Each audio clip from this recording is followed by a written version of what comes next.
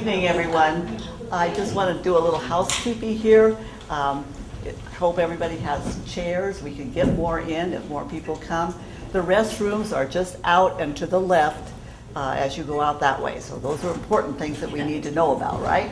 The other thing you need to know is you need to have a program because we're going to do a little exercise together, and so it's important that everyone has one. If you don't, raise your hand and one of the fellows or ladies in the back of the room will bring you one. One over there is needed. Come on in, come on in. I think there's plenty of chairs right now.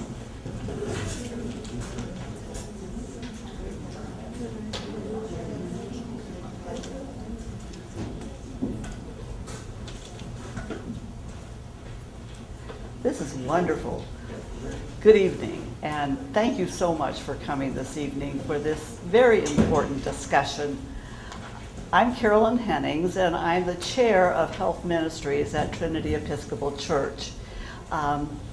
When I first took on the position, I thought it was pretty much delivering flowers to people that were sick and maybe visiting them in the hospital or visiting them at home. But it wasn't very long after I took the position that one of our parishioners became ill, and she ended up in the hospital, and I thought, well, of course, I'll take her flowers, and then, I'll talk to her about what we could do after when she gets released, and we'll just get to work. I have no health background. So I went to see her, and we had a nice conversation about needing housekeeping when she went home and needing food, and I could handle all of that. But it became very apparent a couple of 3 days later when I went back, I began to think she's not going home. And if it hadn't been for some of the people on the board, we have many that are nurses, but we happen to have had 2 women that had been hospice nurses. And they began to clue me in that this lady was nearing the end. And I was panicky. I thought, I don't know how to do anything with the dying. I'd lost my parents, but they died very suddenly. So it was a hard thing for me to say, can I do anything to help? I didn't know the questions to ask. I didn't know how to help. So I began asking questions and trying to get answers. And we've had several discussions in our health board ministry about death and dying and what it means and how we can help. I'm hoping tonight that I'll get some answers. I need to know questions that perhaps I need to ask my family. We need to have discussions among ourselves. And so I'm delighted this evening that we have these 3 people that are going to talk a little bit about it. They're certainly the most knowledgeable that I know right now. So anyway, without any further conversation, let me introduce our speakers.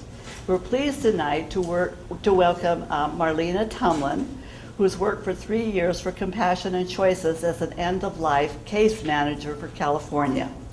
She has helped clients sort through issues related to advanced care planning, refusing or withdrawing treatment, hospice and palliative care, and symptom management. Her new position as Compassion for Choices is as a California community educator. She will serve as a consultant to provide community educational outreach. She has worked at 5 different hospices as a bereavement counselor and has also taught ethics, sociology, and psychology. These skills have provided her with a wealth of experience, helping people to empower themselves around the end-of-life issues, allowing them to be better in control of their living as well as their dying. We welcome Marlene. Thank you so much for being here. Now our next speaker, for those of you that are Amador County residents, you probably recognize Dr. Robert Hartman. He's probably been here longer than many of us, but we are delighted that he's joining in this conversation. He graduated from Vanderbilt University School of Medicine in 1975. He works in Jackson and he specializes in internal medicine. He's affiliated with the Sutter Amador Hospital and the Sutter Group. He's been in practice for over 40 years. When it comes to providing patient care in rural and underserved areas, Doctors and patients alike point to Dr. Hartman. He's the one that knows about serving in an underserved area. He was a public health officer here in Amador County for many years. And in his, quote, free time, he teaches medical students in the UC Davis Rural Prime program, which is designed to attract students to rural medicine. He is one of the most beloved doctors in our county, and we are delighted that he has come to this public forum to share with us some important insights about end-of-life issues. Thank you, Dr. Hartman. And last but not least, Pastor Karen Siegfried. This is her idea for this forum. She's very good at challenging us to look at difficult issues. She came to Amador County 5 years ago as a rector of Trinity Episcopal Church. She has two great passions in life, medicine and the church. Her first passion motivated her to attend the nursing program at the University of Indianapolis. She worked at various hospitals, including Children's Hospital in Boston. In preparation for medical school, she received a chemistry degree from the University of Massachusetts. After graduating, though, she chose to work instead in the field of environmental chemistry. After coming to California, she was deeply moved by the healing ministries of her local parish church. She decided she wanted to spend her primary time and energy building up Christian communities of faith. She graduated with a Master of Divinity degree from the seminary in Berkeley and was ordained a priest in 1993. An avid supporter of the Charter for Compassion, she is committed to having open civil discourses on difficult issues. Her motto is, whoever you are, wherever you are in your journey of faith, you're welcome at Trinity Church. Karen, you're on.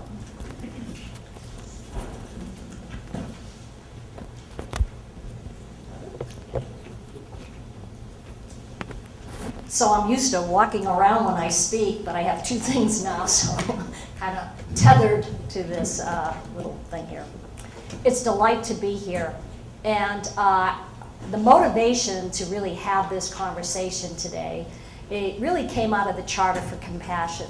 And if you know about the Charter, it's a groundswell movement to encourage people to have civil discourse in a public forum, particularly around difficult issues. And sometimes when we really deal with difficult issues, we feel like you're either for it or against it, and you have to kind of hold your positions. But I encourage you just to be compassionate, to listen, to have honest and open conversations about this issue, about expanding end-of-life options. So I want to start with a story. The story begins in 1962. And in 1962, my grandmother Siegfried had a stroke. She was 77 years old. And she had been a diabetic for about 40 years, which is quite remarkable that she was 77. She had a brain bleed. It was a severe stroke. It left her paralyzed. She couldn't speak, and she was confined to a wheelchair and the bed. She could write a little bit with her hand. Now, if you had met grandmother Siegfried, she was a formidable person. She brought up 7 kids during the Depression. She heated the house with coal. So at the age of 77, she'd slept down those stairs back in Boston, put the coal in the furnace and go back upstairs. She ran a boarding house to make some extra money. So this stroke really hit her hard. And she did not live out the next 2 years gracefully. She was bitter and she was angry. And she eventually died of pneumonia at the age of 79. Now my mother watched this and she said to herself, I never want to die that way. I never, I just don't want it. But 35 years later, at the age of 62, my mother began to have problems hearing. And so they did all these tests and couldn't find anything. And so one of the doctors said, well, maybe she has a tumor or something. Let's do an MRI and see what's there. The good news was there was no tumor affecting her hearing. The bad news was the center of her brain, there was an aneurysm. An aneurysm is a weakness in your blood vessel. And the problem is it bulges and sometimes it can break, right, and burst, and you result in a brain bleed or a stroke. And so she thought about this, and as you get older, you're more apt for the aneurysm to burst. So we're back in Boston. She found the best neurosurgeon almost in the world at Mass General Hospital, and she decided to undergo elective surgery. So she went into surgery, and it was 8.5 hours long. It was quite extensive. And she came out, and she was fine. About a week later, she went home. She began her life again, and she went to vote. And she came back from voting. She was very conscientious about that. And she collapsed on the floor. And she was air vac back to Mass General Hospital. They had to open her up again and stop the brain bleed. But it was too much for her system. And she began to just be pretty unconscious. She was a little bit conscious when she came out, but over the days, she sunk below consciousness. And she was on a ventilator. She was paralyzed, couldn't move, couldn't talk, just her brain began to diminish. And so my father is there, and he said to me, you know, Mom would never want this to be this way. And I said, well, what do you want to do? So we had a consult with the medical team, and he decided to take her off the ventilator. And it was probably the most difficult thing for him to do because my mother was his only friend. My mother had tons of friends. My father, it was his only friend. And they had been married over 40 years. So you can just imagine the pain.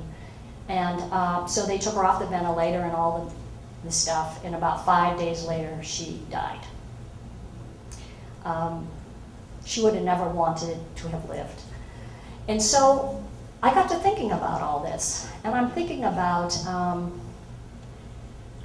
fortunately, we had the freedom to choose to take her off all that intensive care. And the medical team agreed to it. And that's what she wanted. And so when you think about death, and we all have different ideas about death and dying, but one thing we'll all agree on is that none of us will leave this world alive. There's a 100% mortality rate if you're a human being. Some of us will die at a young age.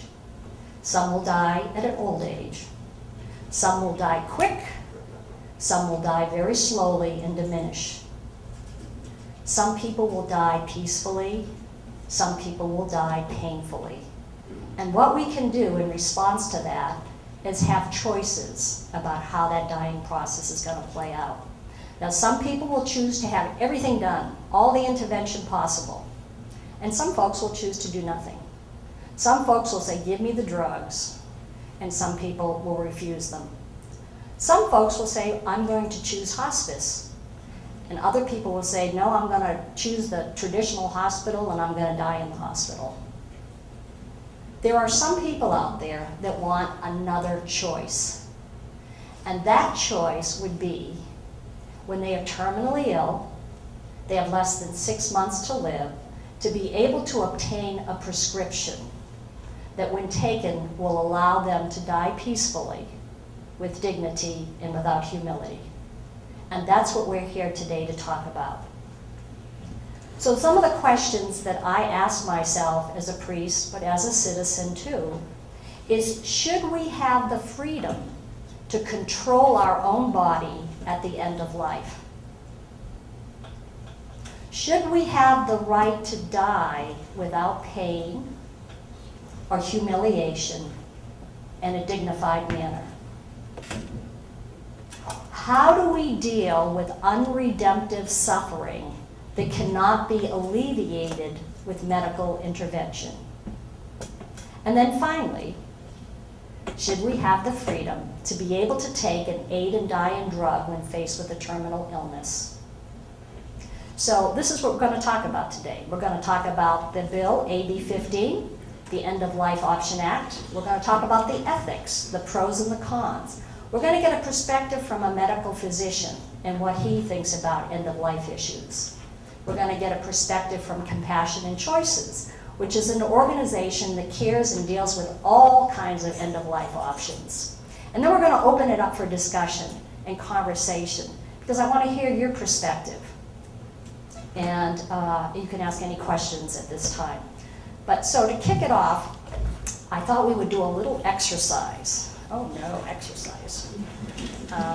So I'd like you to open up this little bulletin that you have in your hand.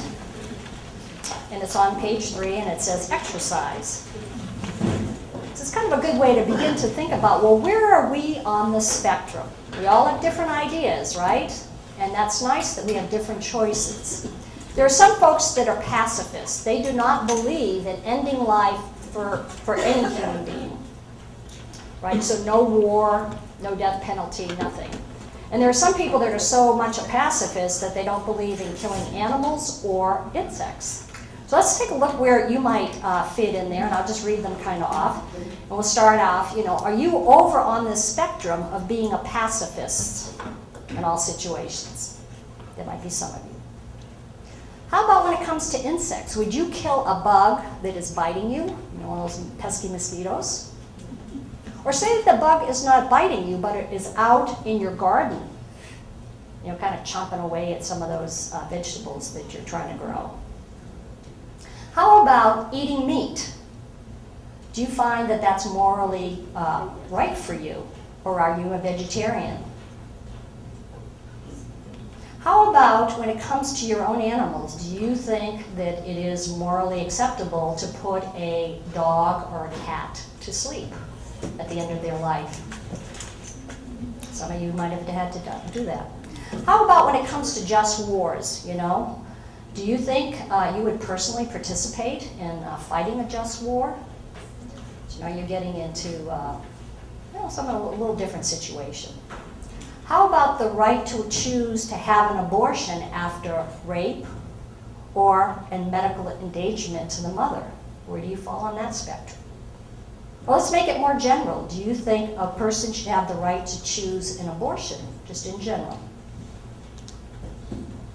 How about, do you support the death penalty for a heinous crime? Or are you against the death penalty? Do you support a country in fighting an unjust war? Which there are several of them out there. How about, do you believe in the freedom to choose to refuse extraordinary medical intervention at the end of life? How about the freedom to choose to be removed from life support when there is little chance of recovery? So obviously, my mom, believed in that one. How about, do you believe you should have the choice to have a large amount of medicine, and I'm talking about probably narcotics and barbiturates for pain, so that you can have comfort in the final moments of your life? And then finally, what we're here for, do you believe that a terminally ill, mentally competent person should have the freedom to ask for a prescription from their physician to shorten an unnecessarily painful dying process? So, does anybody want to share where they are on that? Is there any kind of big picture there? Or is that too scary to share at this time? Well, initially I would have trouble figuring out what the difference is between a just war and an unjust war. And I wrote it all out, and that's a whole 45-minute thing. So you could Google it and look it up. But it has to be just cause and the extent of it. But you're correct. It is hard. But some wars are more just than others, okay? So I'm not going to get into that. But that is a good question for you to go home and look at. So there's plenty of material out there on just and unjust wars. I think one of the things to think about, when I think about my values, so I had 3 main values, right? Freedom, friendship, and meaningful work. Those are my 3 values. So freedom is part of that. So I have a tendency, when I think about my ethics and how I choose, even I might not choose to do some of these things, I have this strong ethic of freedom. And so I tend to err on the side of freedom. And so you might take a look at your own ethics and see where you tend to err or be more embracing. Yes? As a Christian, is it all right for us to choose to end our life? Okay, so we're going to talk about that. So I'm going to do a whole thing on Christian ethics, and ultimately, you have to do your conscience, don't you? Yes. Right. So that's what this is for. This is, everybody's different on this spectrum, and so where you're going to check your boxes is going to be very different. So that's very good. I have another thing that hopefully you'll cover, or somebody will cover. This last decision that's listed, allowing a terminally ill, mentally competent person to ask and receive a prescription. It says mentally competent. Now there's people, Yeah. this goes working. Okay, so she's going to cover that. All right? So, Well, yeah. my point was there's Yeah. what about non-competent? So I don't have that on this list, but you could fill that in and then decide whether you know, for yourself, right? This doesn't cover hardly anything, does it? It's just things to get us thinking. Marv? This anymore, I don't know. But if you have seen the number of people in those homes sometimes that are totally mentally gone, probably with Alzheimer's or something else, or have been there bedridden totally for years, you would very much be softened to the idea that there should be some means of a peaceful passing from this life. Right, and so, okay, so we're gonna cover that, okay? But what I really want you to do is focus inward to yourself and think about where your ethics is and where you choose here. I'll have one more question, then we gotta go from there.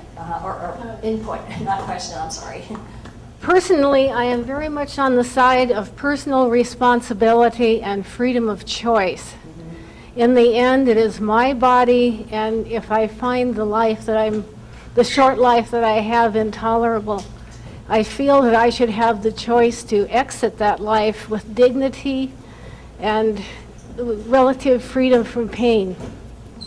When I say this as a person who's been in the healthcare industry for 36 years. All right, well, thank you. All right, so we're gonna cover some, as I said, some of the ethics here, and I would like to now introduce Dr. Hartman, who is gonna talk about this from a physician's perspective. Aren't you next? No, excuse me, Marlena Tomlin, I'm sorry. I was wondering too. Okay, yeah, I'm sorry. So, Okay. I'm glad that Karen mentioned that actually we're going to dive. I'm going to tell you a little story to start out with. It's always good. Stories are wonderful because they tell a lot about people. When my youngest child was about 3, and we were in Florida visiting my mother, first time at the Florida beaches, a very large sea turtle washed up, and it was dead. So, educator mother here thinks, teachable moment. So I said, Joya, she was poking at it, looking at it, what's this?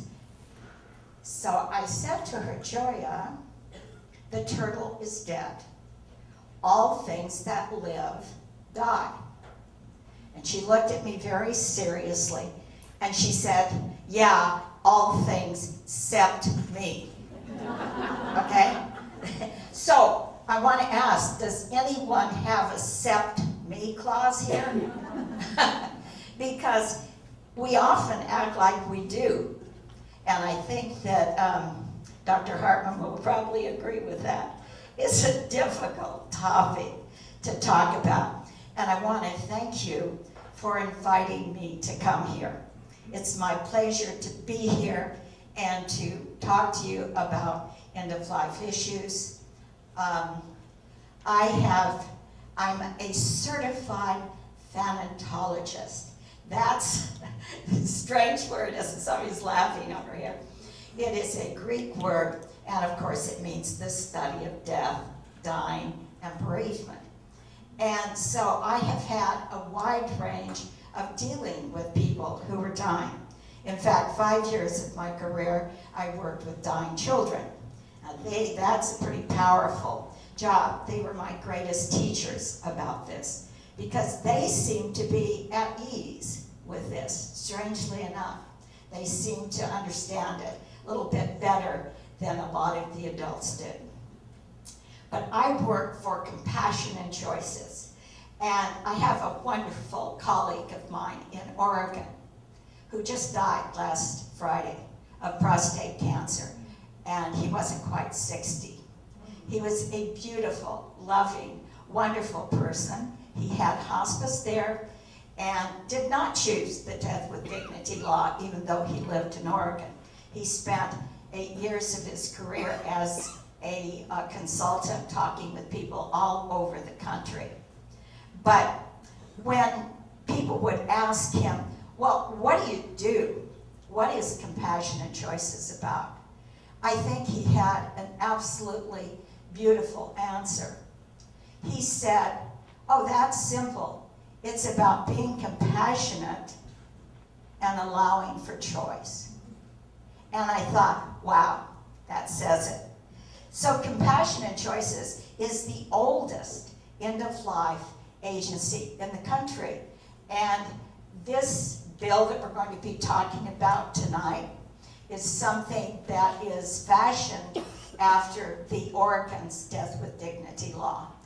It's been in effect for 17 years. We have not seen any abuses to this, and it's something that, interestingly enough, hospice care has gone up. Now that sounds kind of strange, but we always provide, when we work with people, we do a lot.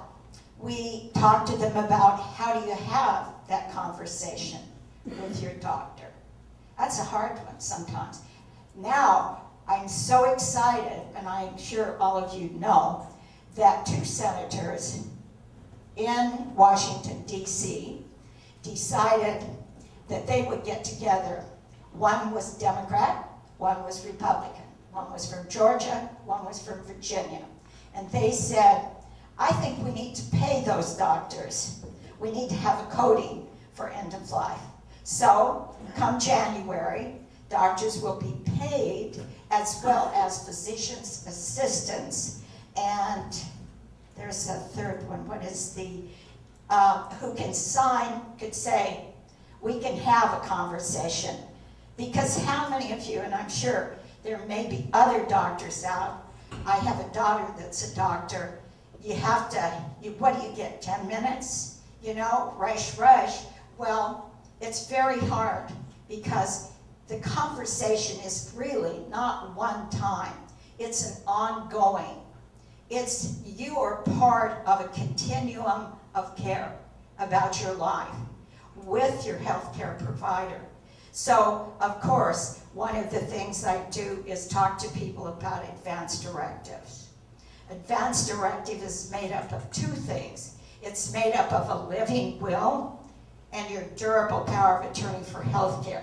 Now, you were asked about mentally competent. Sometimes we know that many of our friends, family, fall into that dementia, Alzheimer seems to be on the rise. So what happens if you can't make a decision? Well, that's what the durable power of attorney is for. It's for you to appoint someone, and sometimes it's not even a family member.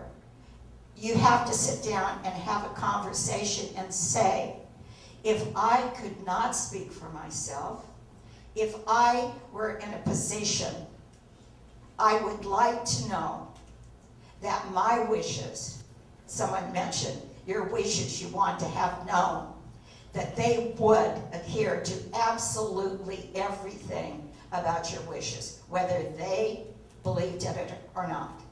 Okay? So 2 things. We also have something, I think, Dr. Hartman, you're going to talk a little bit about POLST. Yeah. So I won't go into that because that's something that as you get closer, very elderly or frail, there's another document that is very important to have.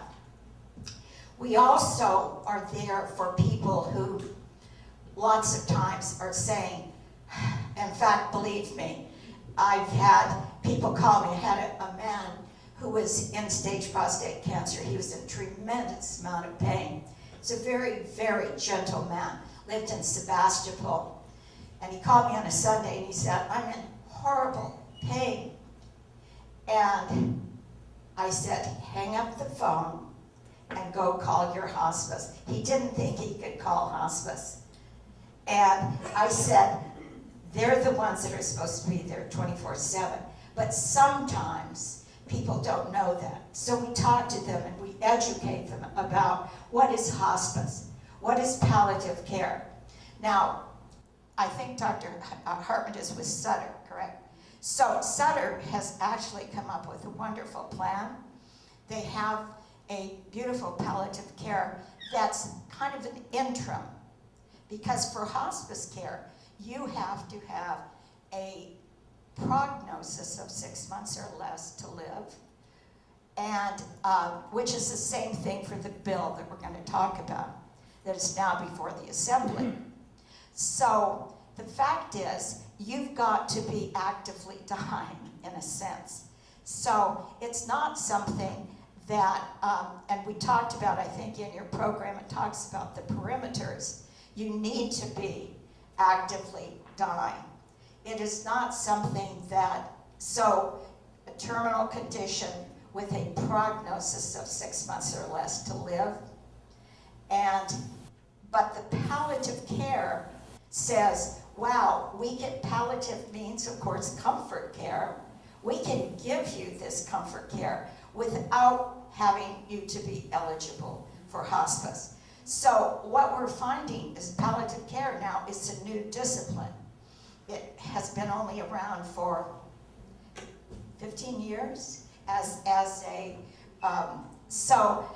we're finding that there are a lot of young people that are coming and saying, you know, that sounds good. I'd like to get my specialty in palliative care.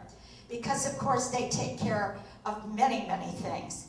As you know, when you are on that trajectory of death, and I didn't see anybody raise their hand for the SEPMEs, so I'm talking to all of us, that when you're on that trajectory, it's not just about, well, I've got 6 months to live, because death affects not just you, but it affects your whole family. It affects everyone in your life. And so it's that having the conversation with your family, letting them know what you want. So you don't have to guess, what would mom want? You talked about with your mom, you knew what she wanted. Now, unfortunately, when I taught ethics, one of the big things that we brought up was the Terri Schiavo case. Terri was very young. Nobody knew what she really wanted. Her parents said, oh, she would like to be kept alive because that's what her religion dictates. And her husband says, I don't think so. We talked about that. Well, I think you all know, I think it was a 19-year little event that not only did it cost thousands of dollars, but it took its toll, broke a family apart, and we want to know these things prior to their happening. Now, pain control. We are there to help people, only to advise them to talk to their hospice people, to talk to the doctors. We had a woman who's been a spokesperson for us. Some of you may have seen her, Jennifer Glass. Jennifer was my first client when I first started. She called me up. She said, I just got married, and 2 weeks later I found out I had stage 4 lung cancer. She'd never smoked a day in her life.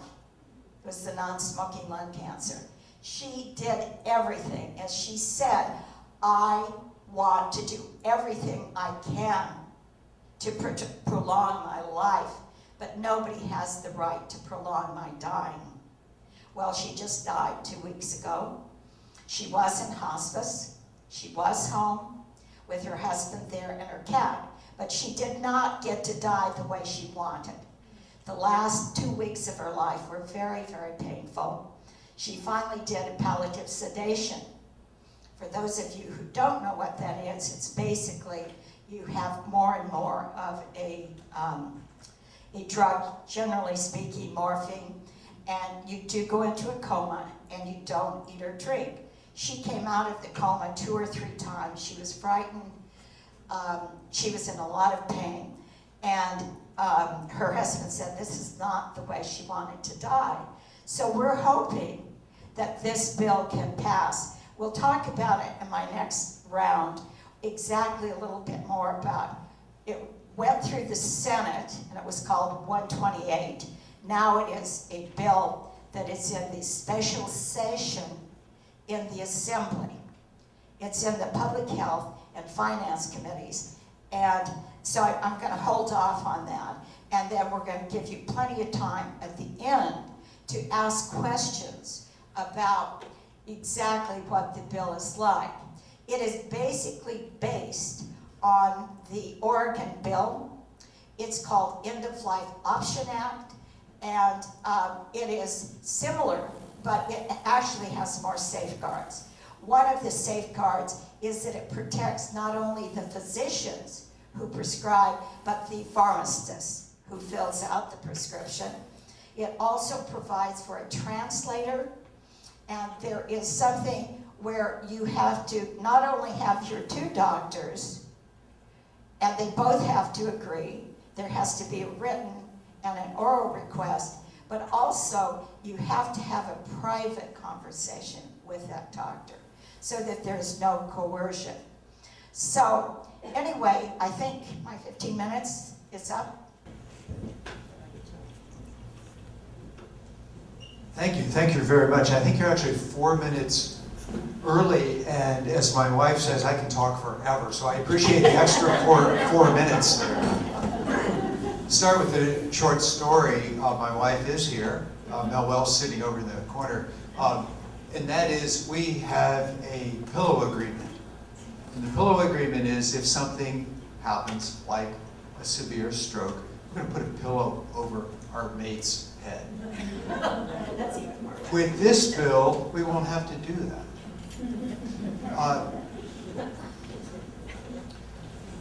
On the first day of medical school and the last day of medical school, and as you know, I was going to say it was like 25 years ago, but I graduated from medical school 40 years ago, 1975. But on the first day and the last day of medical school, we as a class stood and recited the Hippocratic Oath. Hippocrates, 2,500 years ago, the father of Western medicine. There are 11 important words in the Hippocratic Oath. I will take care that they suffer no hurt or damage. I will take care that they suffer no hurt or damage. We should remember that. The Hippocratic Oath, however, is full of controversy because the next line says, nor shall any man's entreaty prevail upon me to administer poison to anyone. It goes on to say we shouldn't help with abortions. It goes on to say that when we make home visits, we shouldn't make either financial or amorous passes at the family of the person we're going to visit. So a lot of that was sort of culturally competent at that time. But we, as healthcare providers, need to be, culturally competent in our times. Medicine is full of controversy. A century ago, hardly any of us would be in this room because we lived age 50. Over the last 100 years, through a variety of breakthroughs, we now live to an average age of 80 in this country. So we can prolong life. A lot of that breakthrough, and this is my public health hat, my former public health hat, a lot of that breakthrough had to do with public health advances, better refrigeration, better water supply, better maternal and child health, better highways, safer vehicles. There are a number of things that prolong our lives, but technology and medicine contributed substantially. We can prolong life We can prolong life. We can prolong life. We have amazing technology now that wasn't even thought of when I was in medical school. But unfortunately, we sometimes prolong suffering. We sometimes prolong death. We're able to do that, unfortunately. Our bodies are programmed to die. Cells undergo something called apoptosis. It happens to all of us every single day. Our cell energy centers don't produce energy. Our cells die. We recycle them. But we reach a certain point where the cells die and we can't recycle them. We're all going to die. We just happen to live longer now than we did a century ago. So when I think about end-of-life issues, I go back to about 20 years ago. A patient of mine who was a tough military man, he was a colonel, and he came into my office one afternoon after driving over to my office from Travis Air Force Base, where he had been for some consultants. And he came in and he said, Bob, he said, I need your help. I'm not going back there anymore. They said there's nothing further they can do for my pancreatic cancer. And he said, I want you to help me have a good finish. And I use that phrase now very frequently with patients of mine who have terminal conditions, patients of mine where we can't really cure them. My job is to help them have a good finish. Euthanasia comes from a Greek origin. It means a good or easy death. And it's a beautiful word, a good or easy death, yet it has some strong negative connotations with it also. But what can we, as we're a product of our times, our culture, what can we as healthcare providers do? What can we do on a practical day-to-day basis? Number one is that we can listen to our patients. We can talk with our patients. Notice the difference, listen to, we don't talk, we shouldn't talk to, we should talk with our patients. And unfortunately, that does take time. We don't have a lot of time in the office, but we try to make that time. Marlene brought up advanced directives, and I do want to talk about both advanced directives and PULSE for a moment. Another good thing that Medicare has done is to say that they will pay for annual Medicare wellness exams. If your healthcare provider doesn't do them, you should ask about them. The providers actually get paid better than they do for a regular visit, and there's no copay to you who have Medicare. But with electronic health records, there are a number of things that pop up automatically when you're doing a Medicare wellness exam. And one of them is discussion about advanced directive. Another one is discussion about physician orders for life-sustaining treatment. I have copies of both of those. I think advanced care directives are a little bit easier to begin to have that discussion, because a lot of people think, oh my gosh, I'm having this discussion, he must have found something terribly wrong with me.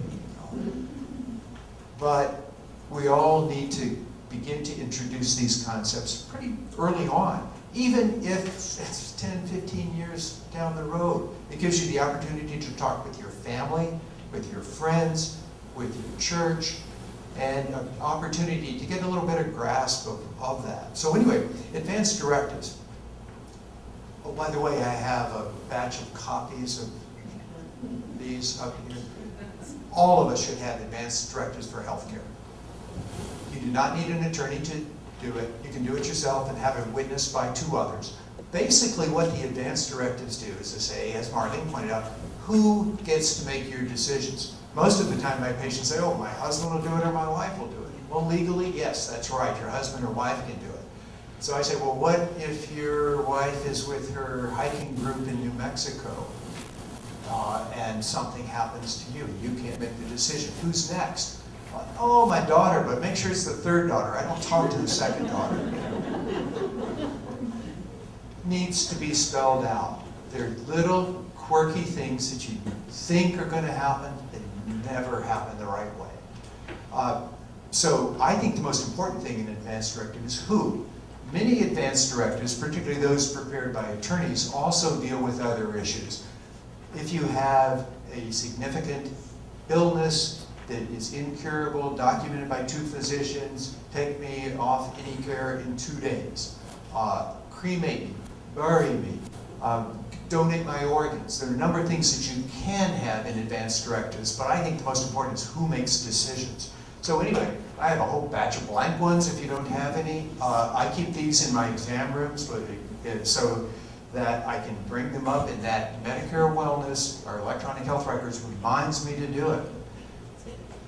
Someone came into my office today, 65-year-old woman, just on Medicare, and I talked with her about an advance directive, and then she said, "Oh no, the pink form. Am I old enough for that?"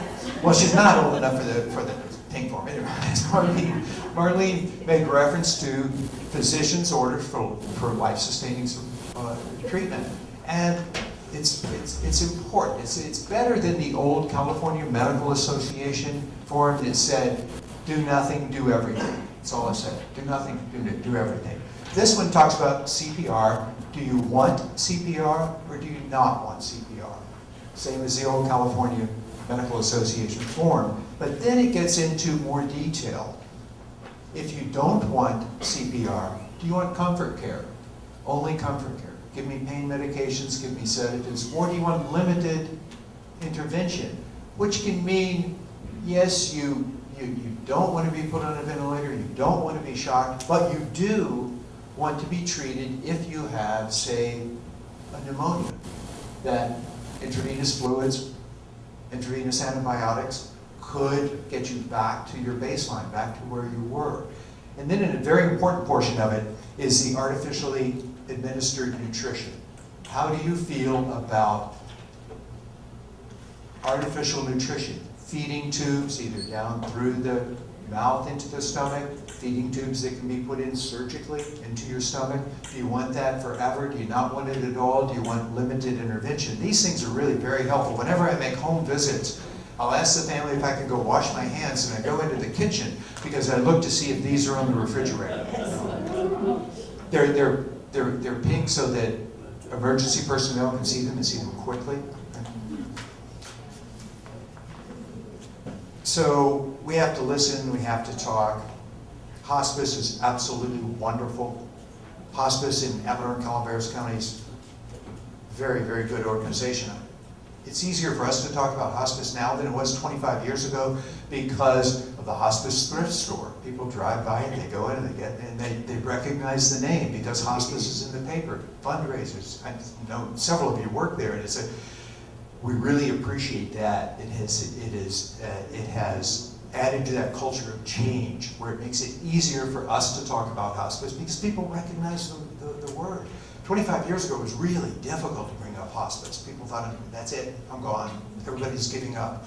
But the palliative care now is so much better than it used to be. The hospice nurses know more about palliative care, what medications to give, than we do as physicians. So we will frequently turn to them for advice.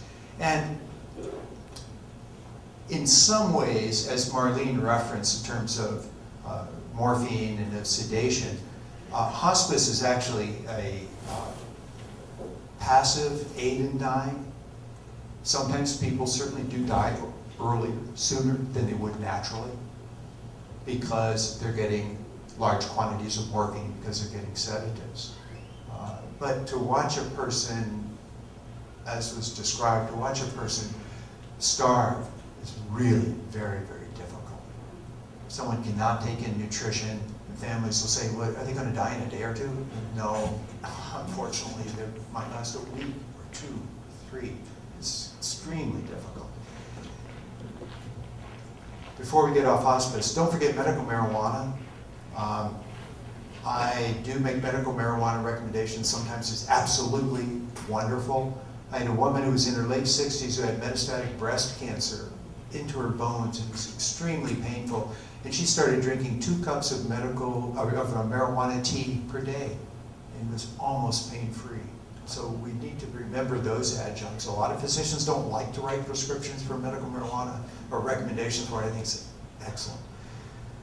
On the rare occasions where none of that works and a person is suffering, what do we do? What do we do? It's okay to terminate life support. We can take people off of ventilators. It's legally and ethically okay. But how actively can we, who took Hippocratic Oaths and others, participate in this? I want to talk about Oregon just for a second, because I find the Oregon has certainly led the way. As Marlene said, 17 years in Oregon. They compile very good statistics. I want to go over those for just a minute here.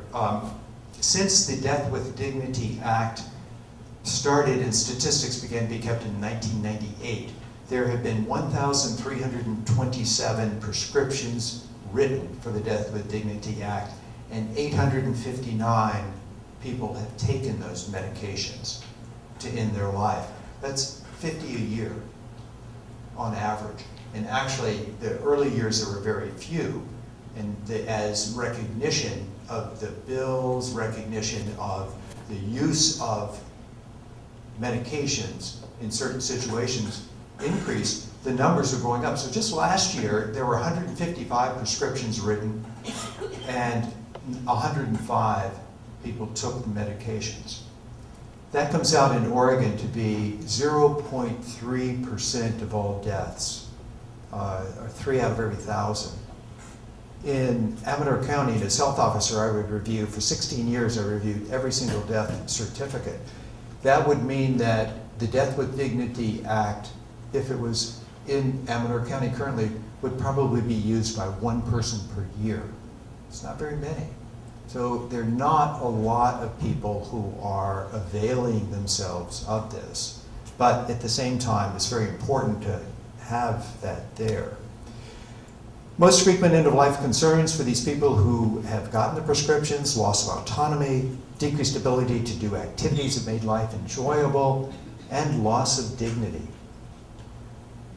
Of those 155 prescriptions written last year, it was 83 different physicians. You're not going like, they're marijuana medical card mills. There are not Death with Dignity Act mills. Lots of physicians participated in this.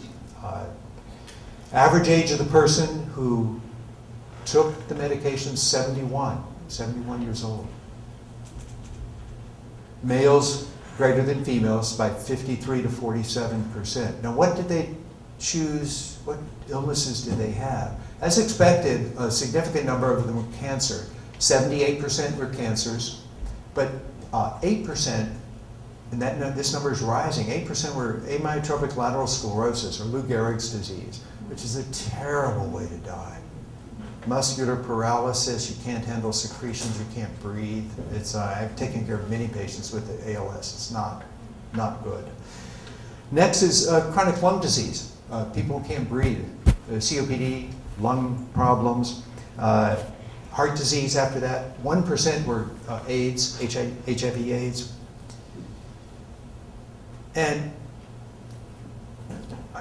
And so this is not used very often, but when it is there, it's very important, because with each of those statistics, each of those people, they're individuals. They're people who have a history. They're people who have a family. They're people who have friends. And that's the way that we need to think about this. I think on paper, if you look at it as a physician, you go, oh my gosh, I'm going to be writing a prescription and someone's going to take it and then they're going to die 8 minutes later or 30 minutes later. On paper, ethically, that seems difficult. But when you know the patient, someone that you've dealt with over years, someone that you've gone through all kinds of suffering with, someone that you can appreciate what they are, what their history is, someone that you sit in their home, sit on the edge of their bed, and watch them suffering and watch them dying, this makes sense. It simply does. It's the right thing to do. Not very many situations, but it is the right thing to do. We need to avoid a lot of jargon.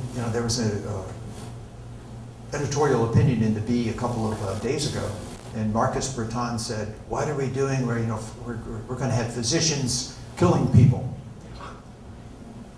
We need to get away from that. we need to keep money out of any of this discussion of this, because people say, oh gosh, you're going to save a lot of money.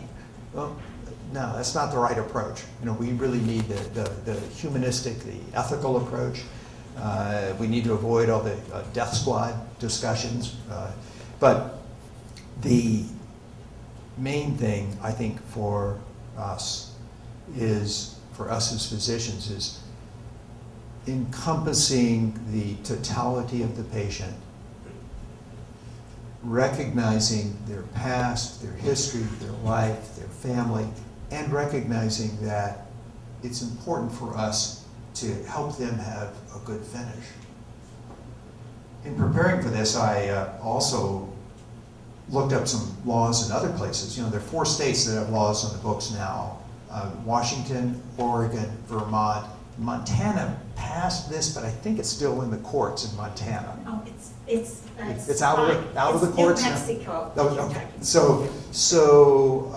And then a number of other countries, Netherlands, Switzerland. Some countries, the physicians actually will administer the medication. They can administer an intravenous medication or an oral medication. This bill, the Oregon bill, the physician writes a prescription and the competent patient takes the medication.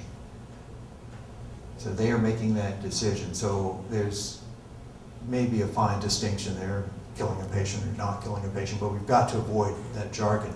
I have a medical student coming to work with me from Canada, and she and I were talking about this the other day. She was up in Canada, and she was actually at a Quebec Medical Association meeting, and they were talking about death and dying at that. So I looked up the Quebec law, which has been in the courts and is almost, I think, out of the courts now. And it ended with, or it started with, actually, how I'm going to end. And that is that it's our duty to ensure that end-of-life patients are provided care that's respectful, with dignity, and respects their own autonomy.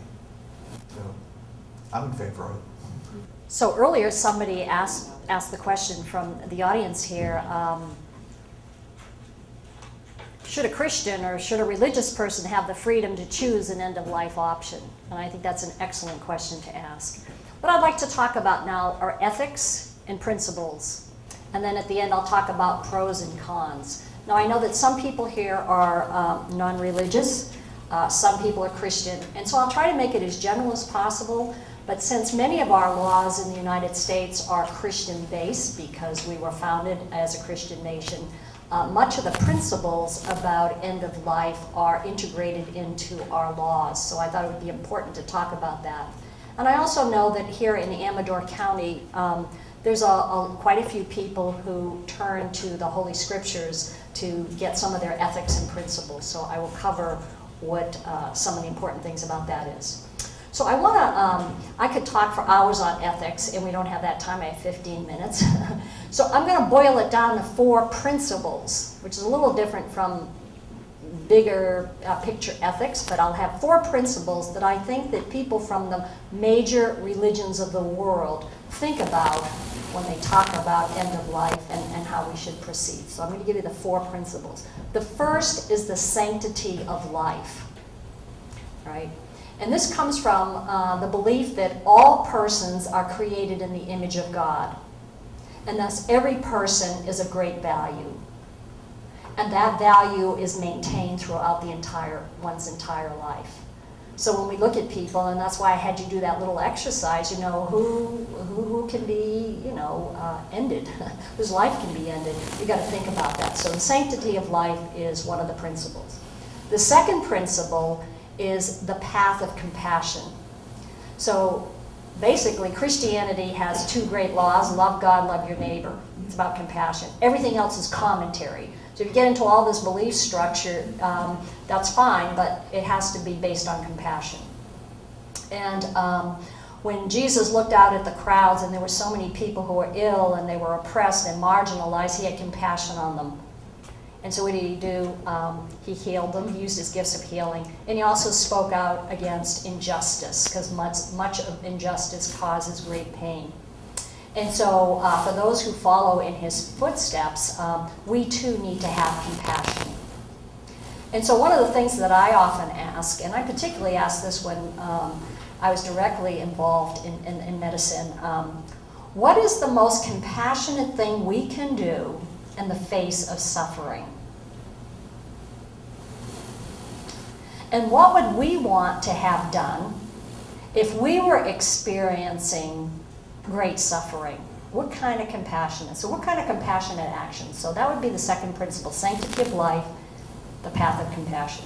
The third principle is, and this is pretty much all over the world, there is a preference for life over death, right? And so there are a lot of prohibitions against murder, and we're just appalled when we see some of the things that are happening today where people go and just shoot, you know. But we also have to differentiate murder from ending life and suicide. They're three different things. Murder has to do with killing an innocent neighbor rather than prohibiting killing of any kind. And that's what you did in that exercise, right? There was a lot of killing going on when I asked you, what about a just war? Is it all right for you to kill another combatant? Okay, so we don't consider that murder. And so many of our laws allow the killing of other people. We can kill one's enemy when we are a soldier in a war, and sometimes we kill innocent citizens because we're in this war of combatant and innocent people die.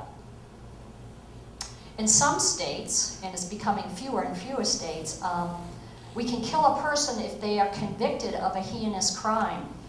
So that's the death penalty, right? So that some states allow that. In most states, we can kill a person if we're defending ourselves. Right? So it's called self-defense. And in some countries, and it's not in our country, people are killed for committing adultery or idolatry or even insubordination. And so, that's going too far for us as Americans. But realize that in some religious cultures, that is approved. As far as where the Christian church has been, it's been mixed, right? We have on one end of the spectrums folks like Mennonites and Amish people who are total pacifists, and if they are attacked, they end up dying. They do not believe in self-defense of any kind. And then you have, in our own tradition, the Crusades, where people were called to kill in the name of Christ, and you'll see some of that on that other side of the spectrum. Most people are somewhere not in both of those areas, but there you go. In some of the Eastern traditions, they believe in nonviolence towards humans, towards animals, and even towards insects. So some of them actually wear masks so that they don't breathe in insects, or they don't eat root vegetables, because when you pull up a root vegetable, you can harm some of the microorganisms underneath. So, sanctity of life, the path of compassion, preference of life over death, and then finally respecting the dignity of every human being. So each of us has a dignity that we have to strive for. And if you hear me, I'm really kind of passionate about the dignity of every human being. And, I think of the people in the Bangladesh that are making $2 an hour, sewing our underwear so we can buy cheap underwear, and living just a horrible life. And so when I think about dignity, I don't even think of the end of life, but I think of during life. So that's the fourth principle we have to think about whenever we form our ethics. We have to think about those four principles. So people say, well, what a Christian organization, or what does the church say about end of life? And these are the official, right? This is the official position, which doesn't mean that everybody who belongs to a church would agree to that. Most of them say it's okay to withhold or withdraw medical treatment at the end of life. Most of them will do, not all. And that we need to keep the patient as free from pain and suffering as possible. Most church organizations officially do not support the end-of-life option of taking a medication and ending your life early. And the reason they do not, there are three arguments. They believe life is given by God. Human beings should not interfere with the natural process of death. And human beings are made in the image of God, and therefore we have to, again, that sanctity of life, the principle that I was talking about. So there's your official position if you want to know. However, there are certain Christian churches and other churches that affirm an individual's freedom and responsibility to have the right to choose end of life. They feel that we have the right to choose how we live, as long as it doesn't harm society, and we have the right to choose how we die, as long as it's not harming society. Not all religious people agree with the official position. And so I was asking Marlena, do you have any statistics about where do Christians fall on the spectrum? And most of the material and the statistics that are done that say 60 to 70% of physicians agree to have this end-of-life option by taking a medication. And 60 to 70% of adults in California agree that we should have that. Marlena said that they had done one with the Catholic Church. And did you say it was about 60%? It was actually a little bit more than that, and with Latinos, yeah, 70% Latinos, 69. So that's a surprise, but people don't always do the, well, I can tell you that in my own church, people don't always go with the official position, right?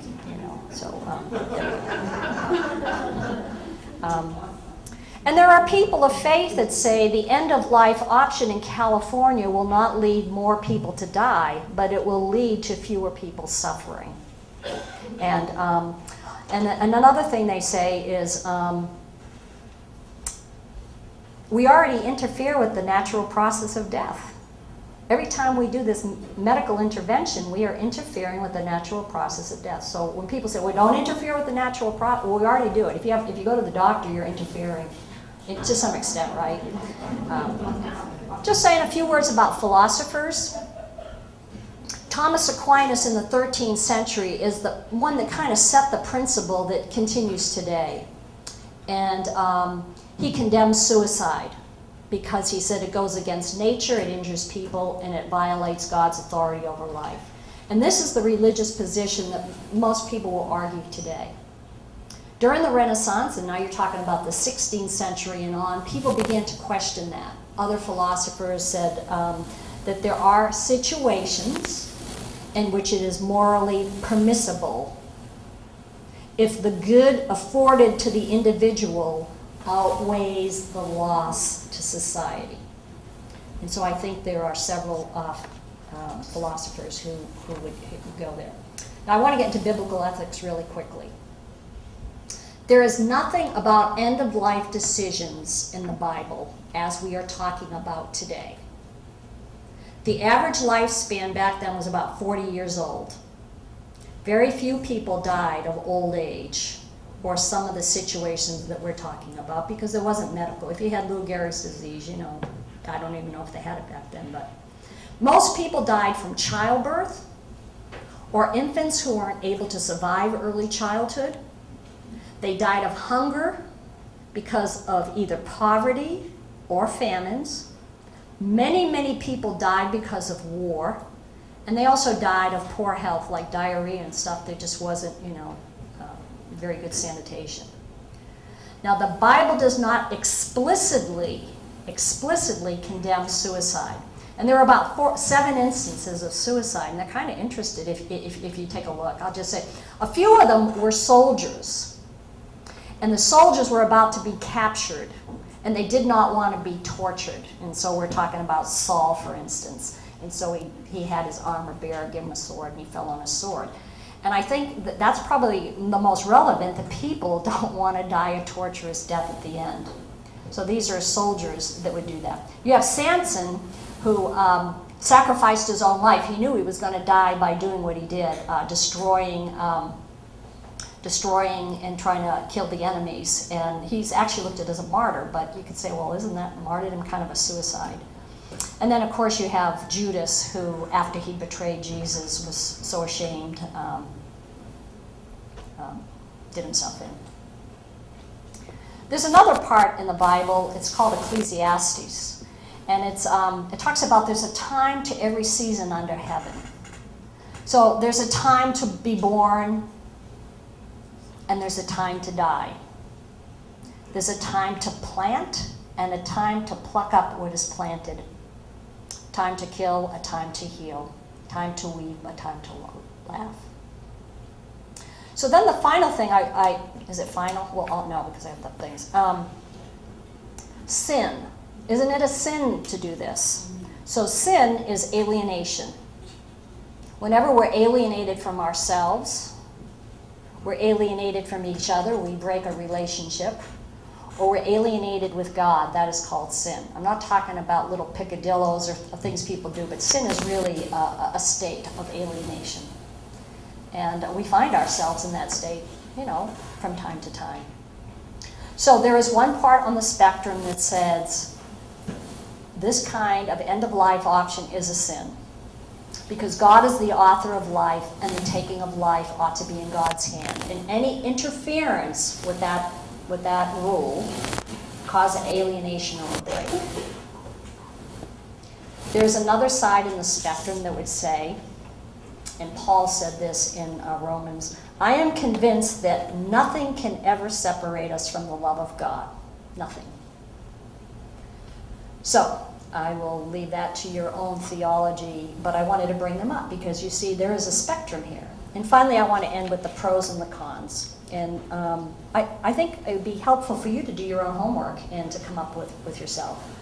So the pros I've gone over. Freedom for somebody to decide how they're going to die. And what's that word you had, Dr. Hartman? To help someone have a good finish. I like that. That was good, a good finish. To be able to legalize this process so somebody else, there was a recent thing on 60 Minutes where somebody gave the morphine to the dad, and he went, and she was going to be arrested for it, right? So she was arrested, right?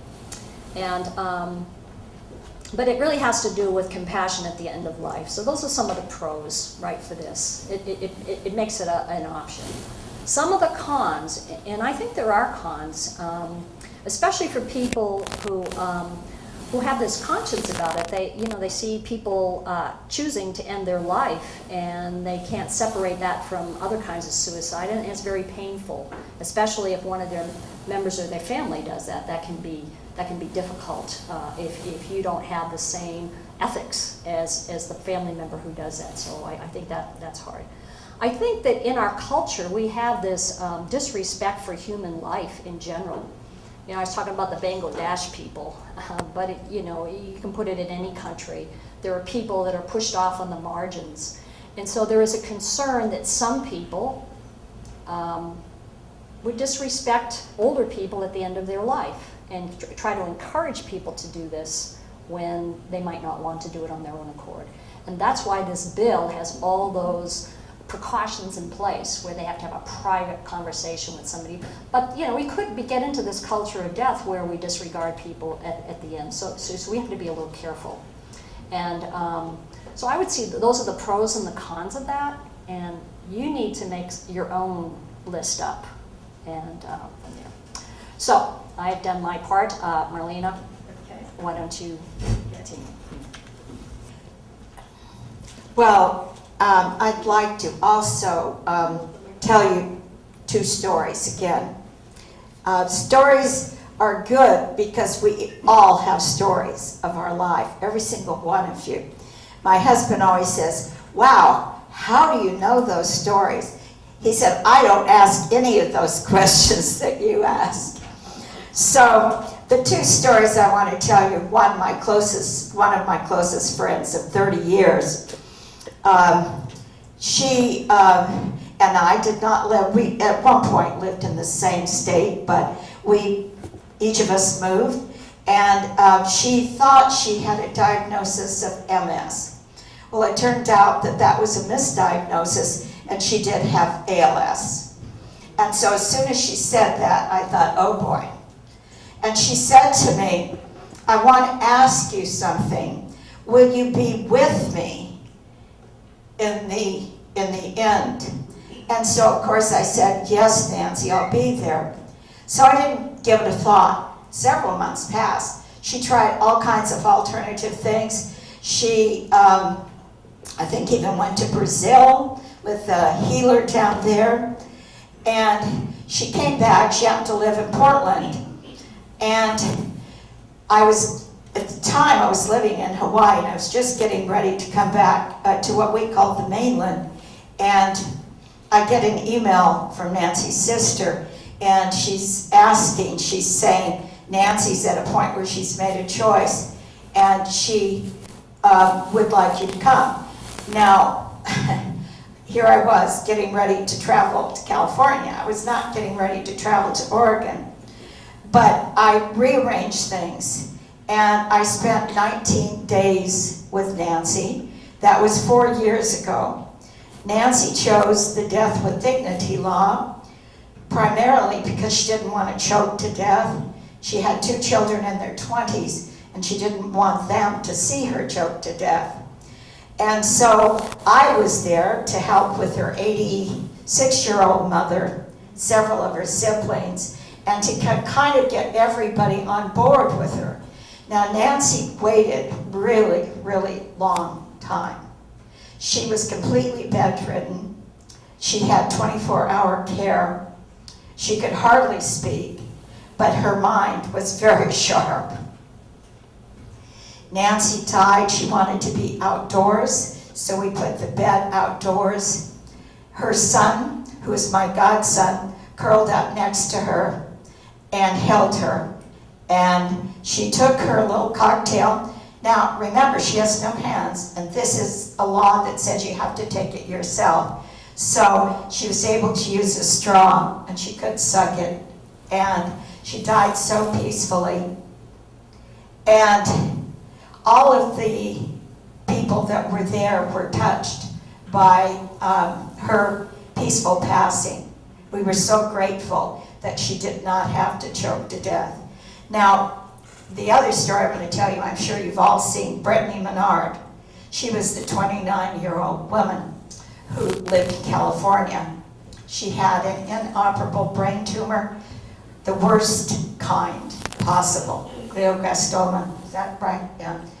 And she was another one that was just recently married. She did everything possible to live. Now you're going to see a lot of publicity.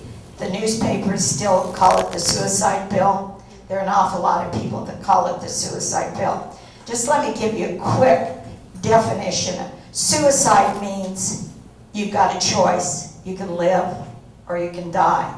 And somehow you're taking it upon yourself to die. What we call the patient-controlled death is not that at all. All of these people want to live. If they could live, believe me, that's what they would want to do. Nancy wanted to live. She wanted to see grandchildren, her children married. She never got to do that. But they don't have that choice because they're actively dying. And so that's quite a difference.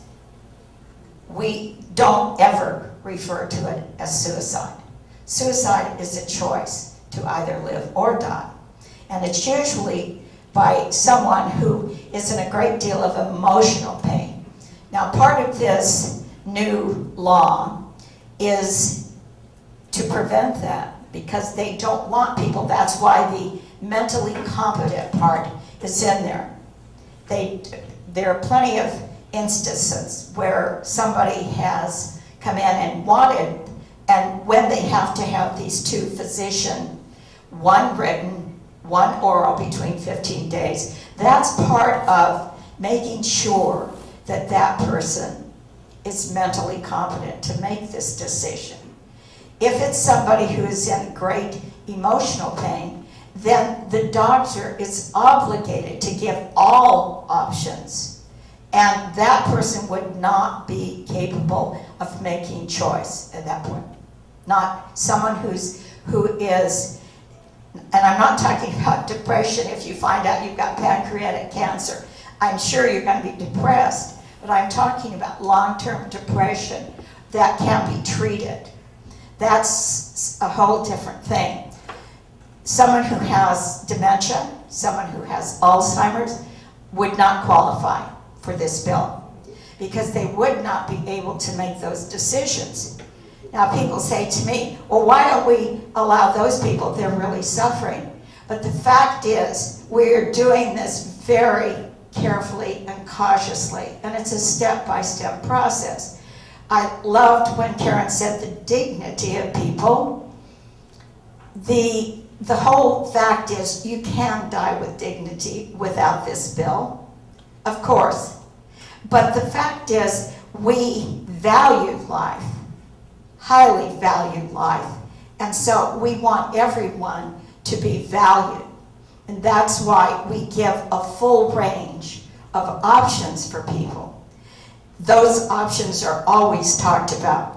I just want to, since we did talk about those statistics, I have them right here. Thought I did. Yeah. Okay, here are the statistics. Actually, it's 60% of Catholics agree to being able to have choice at the end of one's life if there is suffering. We have Latinos that are 70%. Even evangelical Christians, 57%. And we're finding now that younger people, somehow people are growing up feeling as though they want choice about how they can live. I remember when my first child was born, no fathers were allowed in the operating room. They urged you. I couldn't even find a doctor, and I was at the University of Colorado, who would allow for natural childbirth. Everybody wanted to push drugs. Well, 2 years ago, one of my twin daughters had a baby, quite different. She was in a birthing room. The father was right there with her the whole time. I was there. We talked. It was like being at home. And the baby was born safely. Now, that's a change. And that's what we're looking about this, that because we've changed our ideas about how people are birthed, we would like to change ideas about how people are going to be able to die. So Brittany left California. She went to Oregon.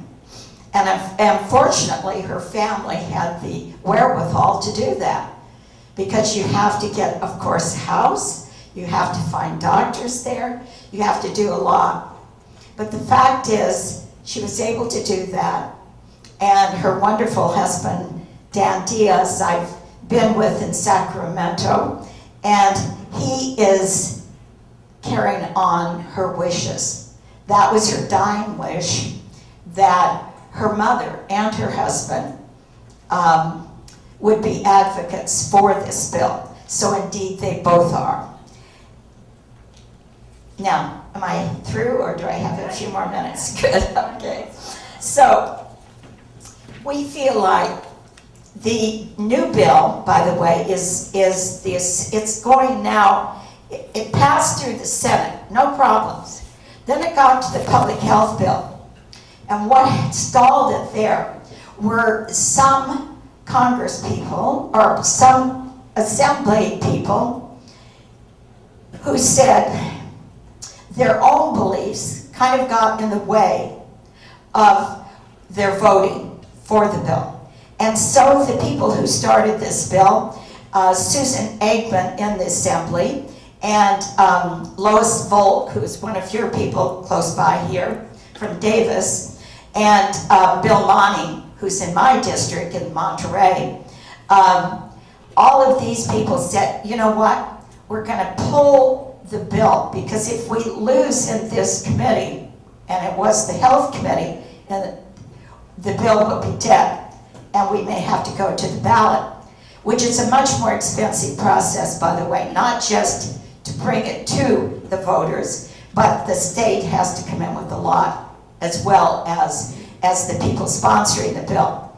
So what they decided to do was they were on their, whatever they call it, their leave vacation until I believe it was the 17th of August.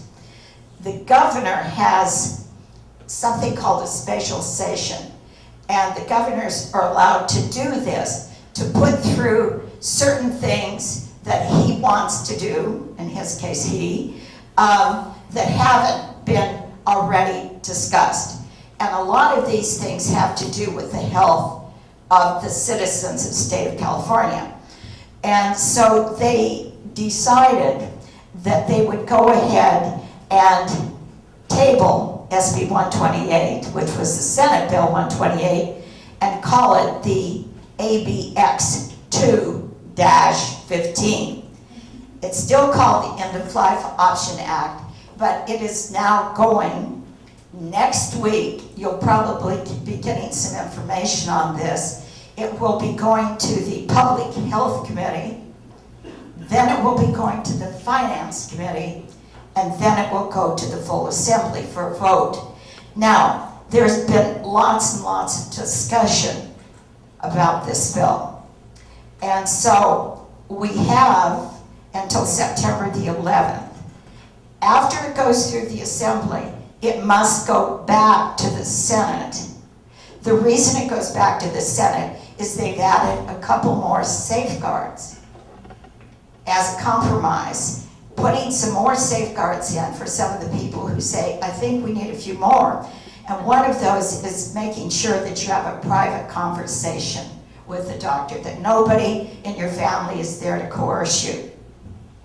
So that bill then, after and if it passes through the Assembly, must go back to the Senate because it's changed again. And so as it's changed, they will have to then have a vote and a full Senate vote. 2 committees and a full Senate vote. So all of this has to be done by September the 11th. Well, guess what? What does that make? About 2 weeks? So, and then it goes to Governor Brown's office, and he can choose to sign or not sign. And so I have some material, if any of you at the end are interested, if you would like to write a letter to your assembly person, if this is something you want to support, or to your newspapers. And we're hoping that we don't have to go to ballot. However, if we have to, we're prepared to go to ballot. Now, the one big thing that's changed, most of you know that we tried this before in the state of California. Did not pass. Did not pass. One of the big changes is the California Medical Association came out against the bill. Now they've come out with a neutral stance. This is a huge change, an absolute change that they have not taken a position against. So we're hoping that most of the people will take a look at that and say, this is more sensible to pass it this way, because we can put all these safeguards in the bill versus having to go to the ballot where some of the safeguards might be taken out. But we know that 73% of all Californians are supportive. So we'll see what Californians say. So what I'd like to do right now is start with questions, and then after that, if you'd like to offer some insights or your own opinion or whatever, please do. But we have these speakers, so I'd like to. So why don't you? The official position of the Hospice USA organization was that they did not support end of life in this manner. Has that changed, or will it change if this bill passes? Okay, so she's saying that when she was president, that the hospice did not support that. Do they support it now? Yeah. You know, I don't believe that hospice can take a position, and that they, again, are neutral in this. Now, if the bill passes, what we will have to do, of course, we'll have to be educating people how to implement the bill. And that probably will be one of my jobs because I've worked at 5 different hospices. But the National Hospice Organization, you know, has that they would do nothing to in any way diminish someone's life. So I think they could not take a position on that. Okay. And if I'm correct, the California bill says that the death certificate will not say suicide. It's the underlying illness that will be the cause of death. Yes, that's what's on the bill. So he was saying, and this has probably a lot to do with insurance and reputation. And so if somebody chooses this end-of-life option, on the death certificate, it will not say died by suicide, you know, but it will be died from cancer. And so that issue will not be on the death certificate itself. Good question. Yes. And one day the lady goes, "Do you know he's suffering?" And my sister said, "Yes, I know he's suffering." She goes, "Well, you know, being as you are in charge, you can up his medication." Mm-hmm. And it was easy peasy then. I mean, he died hard, but he was not in pain when he died. So she was referring to her experience at hospice, that you can get a lot of medication at the very end. And what did you call that? Palliative sedation. Palliative sedation. And they do that in the hospital too. I mean, if you've seen people at end of life, morphine can go in quite quickly. And so it's a fine line. The difference would be, and this thing, the person themselves have to administer the medication. So a nurse can't do it, or a family member can't do it. The person themselves has to make that decision. Can it be administered in a hospital? Can it be administered in a hospital? That's a good question.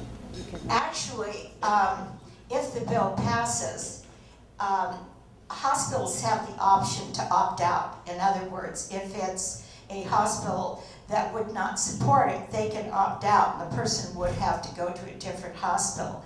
But it's my understanding that if the bill, as it is in Oregon, most people do die at home, but they could go to a hospital. No, that's absolutely correct. A couple of comments.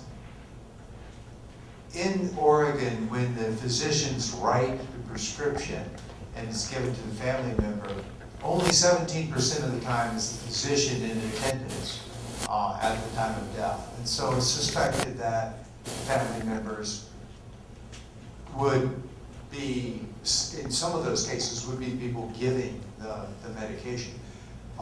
Any healthcare organization, organized healthcare organization, can opt out.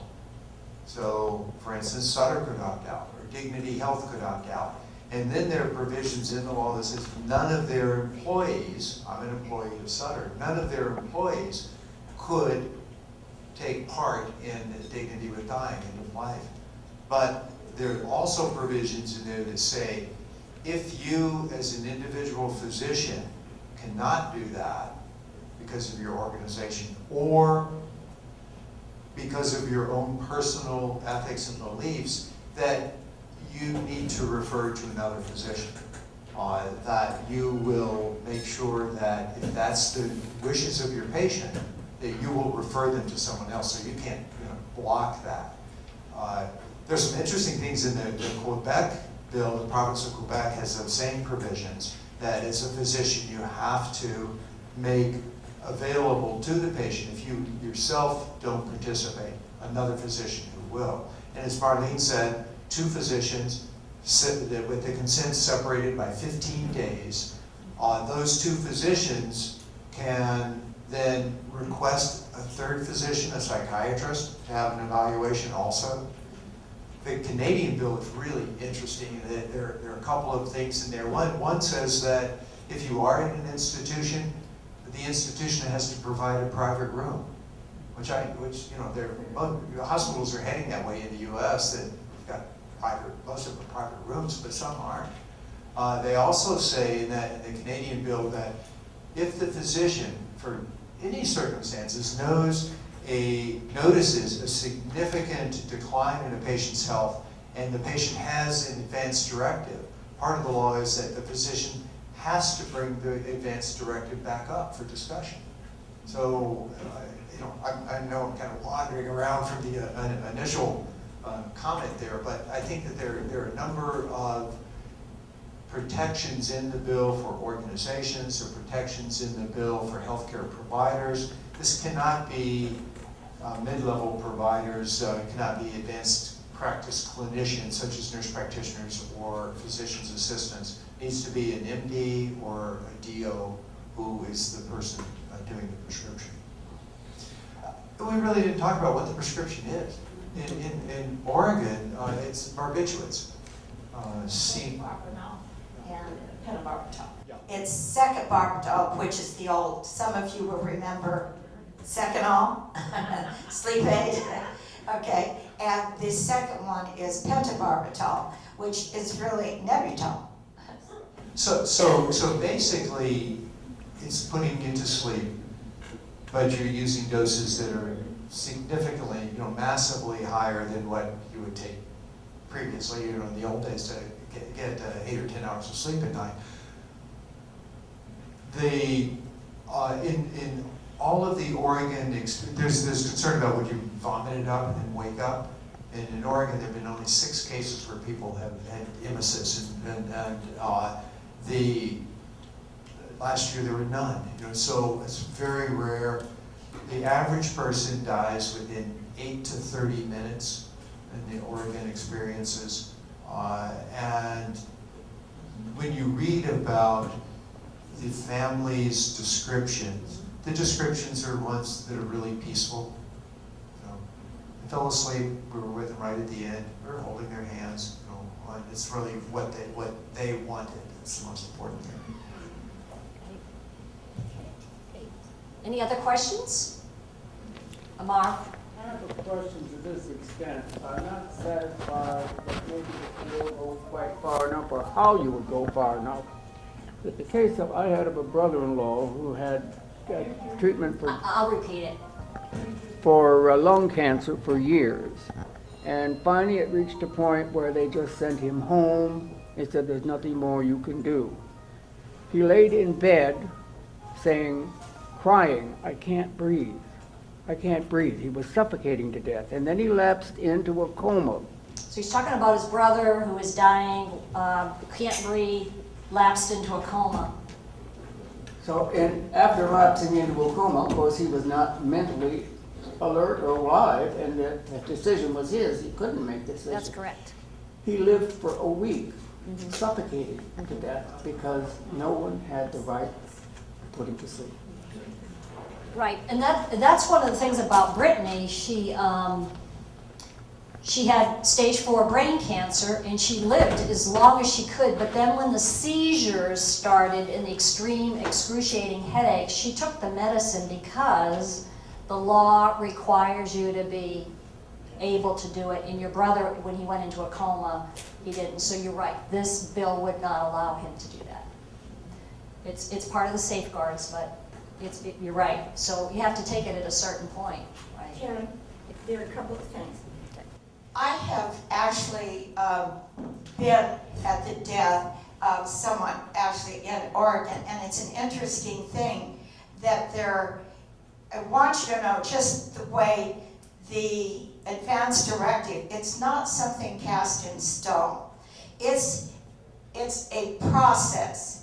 And just the way someone deciding to do this is a process.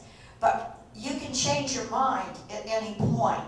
That's what's important for you to know, that as your condition changes. Now, the 2 questions that we ask if we are there in attendance, which with my friend, of course I was there with her, and one is, do you know what this substance is? And the second question is, do you know what will happen when you take this substance? So even up until that last moment, they can change their mind. And this is something too about the advance directive, just because it's so important. I spoke at a Catholic high school in their bioethics class, and I told them about the Terri Schiavo, Nancy Cusack, some of the cases. And I got this beautiful thank you card. Every single one of them said, I went home and I talked to my parents and I said, do you have an advance directive? And as soon as I turn 18, which is the age you have to be, I'm getting one. Okay. You're quite a zealot there, aren't you, Marlena? Other questions or input? Would somebody like to do an input? All right, why don't you come up here? Okay, we'll be brief. Remember, we're not going to try to convince anybody of anything, right? It's a compassionate discussion, and so we want to hear from you about where you stand. We're not going to convince anybody. I think I can be loud enough. No, I want you to come over here. You can stand there if you'd like. Okay. Yeah, great. Put it up to your mouth. Now I know I can be loud enough. Yeah. I recall seeing a PBS documentary on the, I can't remember what it was called, but it followed 4 or 5 families through the Oregon process. It was extremely informative. But as I recall, they each were assigned a facilitator, or a person whose responsibility was to ask the final questions, go through this procedure, and also actually mix the solution and hand it to the person who wanted to end their life. And he or she was the only one that could do that. But she couldn't make the person drink it. The person had to drink it, him or herself. But what I wanted to mention was they had a facilitator. I don't know if she worked for the state of Oregon or what, but it wasn't a matter of just a family member doing it or anything like that. So I'm wondering if this California law has the same kind of provision where the state or county or wherever is actually involved with a person.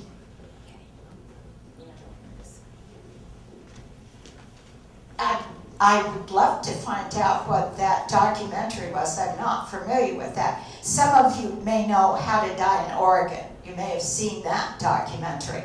But actually the law states that the person must do all of this themselves. And so it's going to be a process how we implement the bill. It's that's yet to be seen. You know, once it passes, then there's a discussion about implementation, but it's very specific that the person has to do it themselves. Now, in the case of my friend who had no ability to do anything, obviously somebody mixed it, and had to hand it to her. She could do nothing, but she was able to take it through the straw. So I'm not sure if I know the absolute answer to that question. I did see a YouTube, and somebody else did the mixing. So I don't know who that person who did the mixing. I think on the YouTube that I saw it was a family member. And then they handed it to the person taking it. I believe it was a family member, the YouTube I saw in Oregon. Other inputs or insights? Would you want to come up? Is it a quick question? Do you need the mic?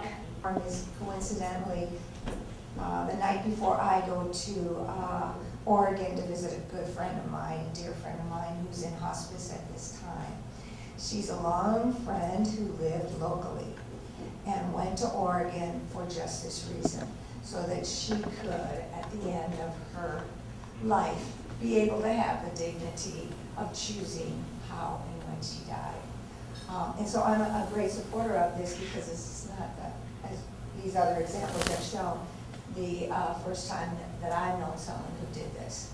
And so I'm hoping that California, in passing this, will allow people to stay at home near their friends and family in this process and not have to go to another state for them. What is the governor's opinion?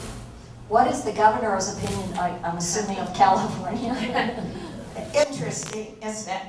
I think we have to remember, of course, we all know that he was a Jesuit, and that, but he's also a politician. We have to remember, first and foremost, he's a politician. He wasn't real happy, frankly, about the bill going into this special session, because he had some other things he really wanted to get going and push through, and this all takes time.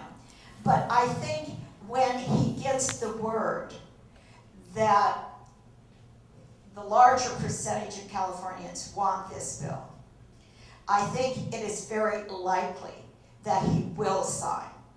And we do know this, that Brittany called him a week before she died. We don't know what that conversation was about, but we do know that she spoke directly to him. So hopefully that'll be a good sign. You never know what ditch a politician technically is going to die in, right? And sometimes you don't really know what they think deep down inside. It's sometimes hard to pinpoint. All right, let's repeat that. So it's about legal scrutiny. Have there ever been abuses of this? And what does the bill say about not being subject to legal scrutiny? Okay, well, these 17 years in Oregon, we have never had a case of abuse that's ever come to the court system. It's a felony if you go, if you coerce someone, if you, those are things that the courts would have to take care of. We don't have any examples in 17 years. And Washington State is the next one. They've never had any. Montana got their bill through a court case, actually, Baxter versus the case of Montana. It went to the Supreme Court, and they withheld the bill. So it's never gone that avenue, but if it's ever proven, it would be a felony, and they would have the full extent of the law. Okay? Are you referring to the article that came out 2 days ago in the Sacramento Bee? I'm not sure where Okay, yeah, because it was inaccurate, and they came out with what's that thing? A retraction, saying no, that there are those safeguards that this other person who had written that article was not aware of, and so they came out with a retraction.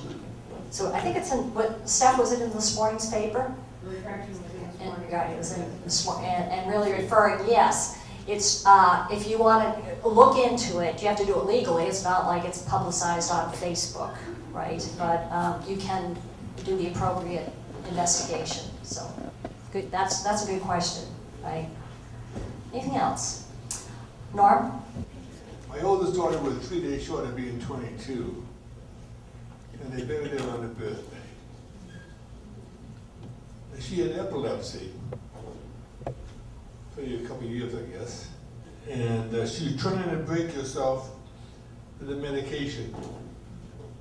One day, she was taking a shower, and she had a seizure, and fell and drowned in the shower. It's very hard for me to say this, because every once in a while I'll be in church and I'll start crying. She passed away in '86. She is 3 days short of being 20, which happens to be my other daughter's birthday. It was bad all the way along. But I don't know, to this day, I don't know what I'd have done if I'd have been there.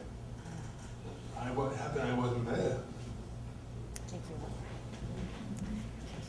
All right, we're going to have the speakers here for another 10 minutes, so please feel free to come up and speak to them. We've got some papers, we've got the polls and the advanced directive, and Marlene has more stuff than you can imagine. And the people from the Health Ministry Board at Trinity made tons of cookies, and I don't want to have to eat them, so thank you for coming. Please feel free to come.